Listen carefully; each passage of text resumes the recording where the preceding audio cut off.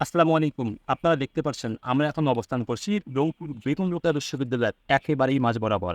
এখানে চারিদিকে যদি আপনি একটু তাকান তাহলে দেখা যাবে যে কোন ধরনের কোনো মানুষের অস্তিত্ব এখানে খুঁজে পাওয়া যাচ্ছে না। একেবারেই পুরো ক্যাম্পাসটা ফাঁকা। আপনারা জানেন যে এখানে গত ২ দিন আগে বেগম রোকেয়া বিশ্ববিদ্যালয়ের এক শিক্ষার্থী, ইংরেজি বিভাগের শিক্ষার্থী আবু সাঈদ নামে তার মৃত্যুবরণ করার পর এই পুরো রংপুর বেগম রোকেয়া বিশ্ববিদ্যালয়ে কিন্তু একটা অন্যরকম থমথমে একটি অ্যা না পরিস্থিতি আসলে বিরাজ করছে।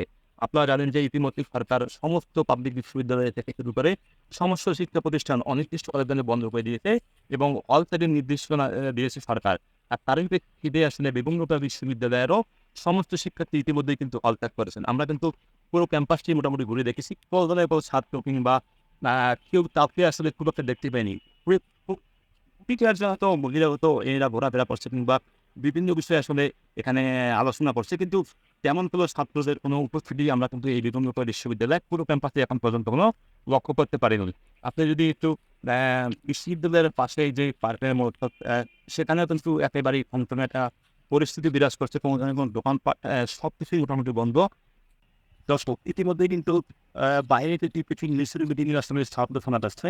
আমরা বর্তমান যে সময়টা আছি প্রায় ১টা মতো বাজে। যদিও আজকে কিন্তু সারা বাংলাদেশের ছাত্র সমাজের পক্ষ থেকে সারা বাংলাদেশে একটা না ৭টারই কর্মসূচির একটা ঘোষণা দিয়েছে এ সাধারণ ছাত্র সমাজ। আসলে ছাত্র সংগঠন এরও তবে যাই হোক না কেন আমাদের সকলের সাধারণ মানুষ হিসাবে চাওয়া কিন্তু আমাদের আর্জেন্টি কোনো রক্ত যাতে না ঝরে কিংবা সাধারণ মানুষের যেন ক্ষতি না হয়, যানবাহনের কোনো ক্ষতি না হয়।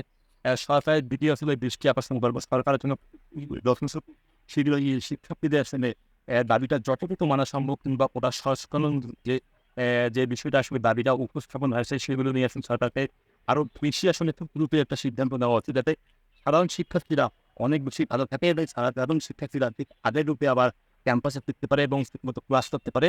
আবার যেন তাদের পুরনো যে উদ্যমটা ফিরে পাওয়ার কথা সেটি যেন হয়। তারা যেন কোনো ধরনের কোনো সংগঠিত না হয়। এটা সরকারকে অবশ্য তাড়াতাড়ি ইউডিতে একটা নির্দিষ্ট পদক্ষেপ নেওয়া উচিত।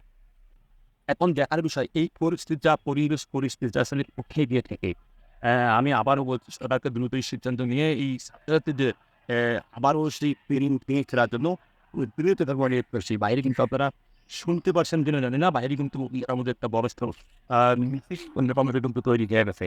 আমরা এখন যাবো সেই দিকে। আমরা চাই সবাই আমাদের ছাত্রীরা তাদের প্রথমেরই চাওয়া যে এই frequency-টা ঠিক is what I'm saying. I cannot feel that. You see that the conduct of water milyon demek পরিবেশটাকে থমকে পরিবেশটা যে অরাধক খাওয়া আমাদের পেটার পিছিয়ে হয়েছে সেটি কিন্তু আসলে শেষ করা দরকার।